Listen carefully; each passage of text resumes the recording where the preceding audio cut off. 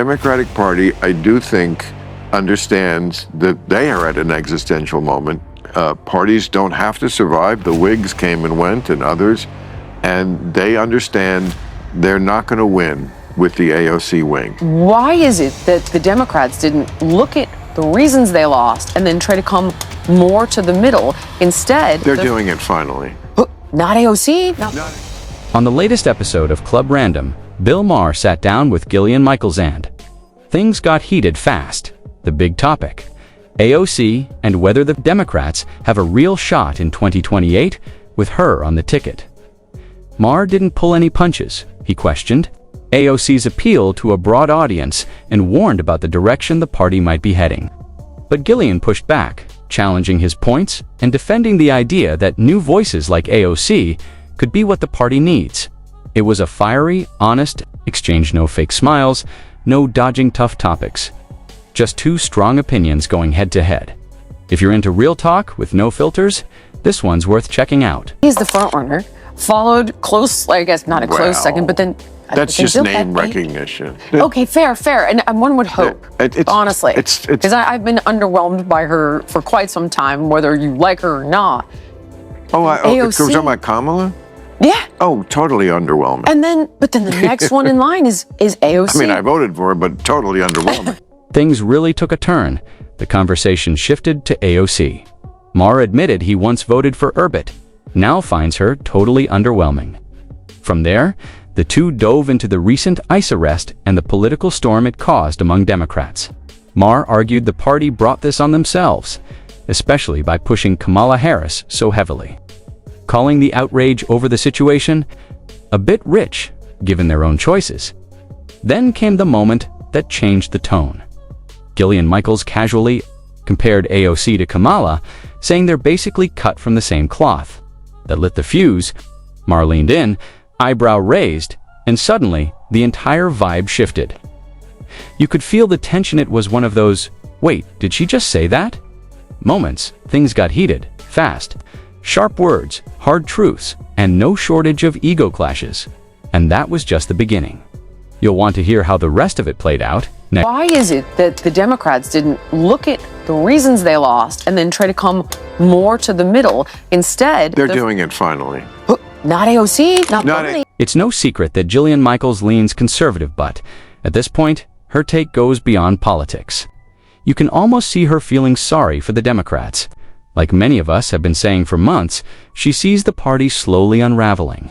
And let's be honest, this wouldn't be the first time a major political party collapsed under the weight of its own denial. But Gillian's not making fun of them. She's watching what looks like a ship going down while the crew keeps pretending nothing's wrong. On the other hand, insists the Democratic Party is moving back toward the center. But Gillian isn't buying it, and she calls him out. Her question is simple, but cuts deep. If the Democrats are really shifting to the middle, then why are they still promoting AOC? That hit a nerve. And Maher's response, let's just say it's not what you'd expect. He can be so funny. I think it was him with the funniest line. He said, AOC is practically a police sketch drawing of what Americans don't want for president. Clyde Gillian hit the nail on the head. The Democrats are still riding that same old woke wave, full steam ahead. If they weren't, someone like AOC wouldn't even be in the conversation. Let's be real compared to her.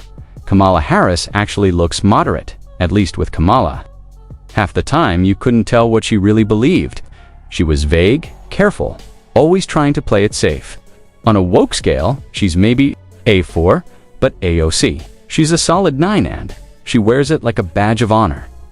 So when people say that Democrats are moving toward the center, I have to ask, based on what? Because it sure doesn't look like it. And don't even get me started on Newsom. The guy spends more time on his hair than fixing his state. That's not centrism. That's just good lighting and empty slogans. Bottom line, the Democratic Party is still stuck in its own echo chamber, hoping that image and buzzwords can make up for a lack of real leadership. The Democratic Party wants to survive. Every party does. As they say in Jurassic Park, life finds a way. I see it out here with the groundhogs in my lawn. I see it with the Democrats. With the ducks. I have ducks, and they go in the pool, and I yell at them, and they get out.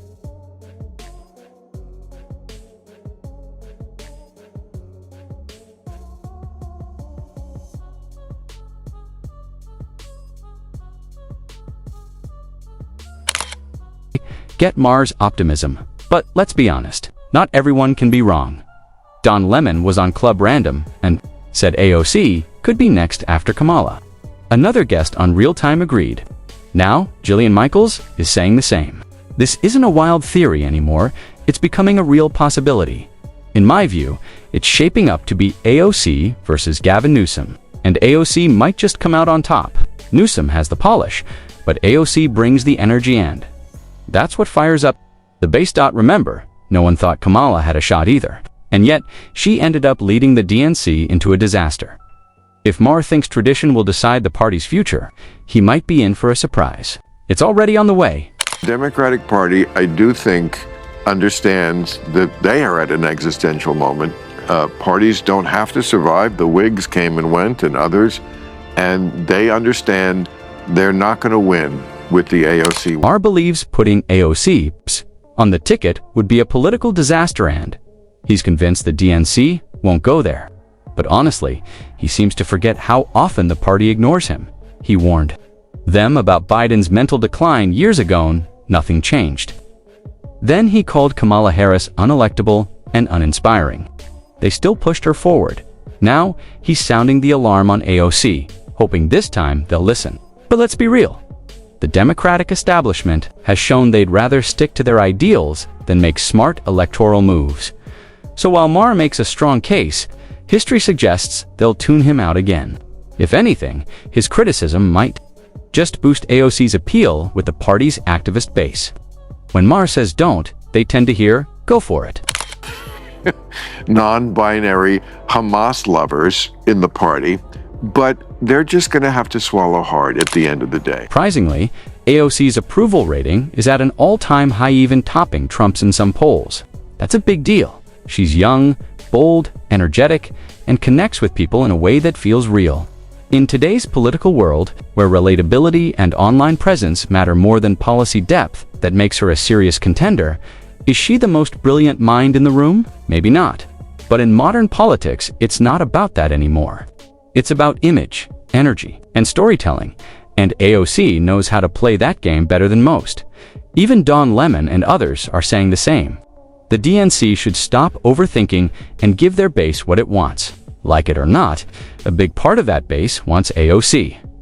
Whether that's good for the party long-term is up for debate, but the momentum is real, and it's not slowing down. This is the generic ballot test. This is when you test people in a generic question. Of course, the House races aren't generic. There are 435 of them. What happens when you go race by race? What happens when you go race by race? Well, it's the same idea. Okay, House seat ratings with a GOP president, like back in 2005 and, of course, 2017. More net pickup seat chances. Well, last time around, look at that. Democrats were ahead by 33 seats. How about in 2005? Democrats were ahead by 7 seats. What's going on right now? It's actually Republicans. Actually, Republicans with more net pickup chances at plus 12, according to Cook Political. Let's be clear. A vote for AOC is a vote for more. Wokeness she doesn't hide. Her supporters embrace it like it's a mission. But the truth is, rejecting her won't break the country's heart.